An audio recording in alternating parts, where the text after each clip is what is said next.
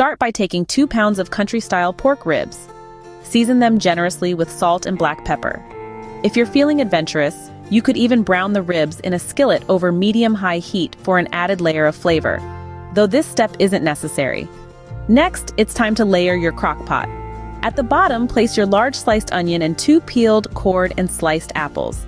These apples are optional, but they add a sweet twist to the dish. Now sprinkle over your minced garlic and, if you desire, a teaspoon of caraway seeds for a traditional flavor kick. Now spread 2 cups of drained sauerkraut over the onions and apples. Place your seasoned ribs right on top of the sauerkraut. Then pour a cup of apple cider or apple juice over the ribs. This liquid is key as it tenderizes the meat and keeps everything moist as it cooks. With everything in place, cover your crock pot and let it cook on low for 6 to 8 hours. You'll know it's ready when the ribs are very tender and the flavors have melded together beautifully. When it's time to serve, plate the ribs with a generous helping of the sauerkraut, onions, and apples from the pot. This dish pairs wonderfully with mashed potatoes or crusty bread, perfect for soaking up the delicious juices.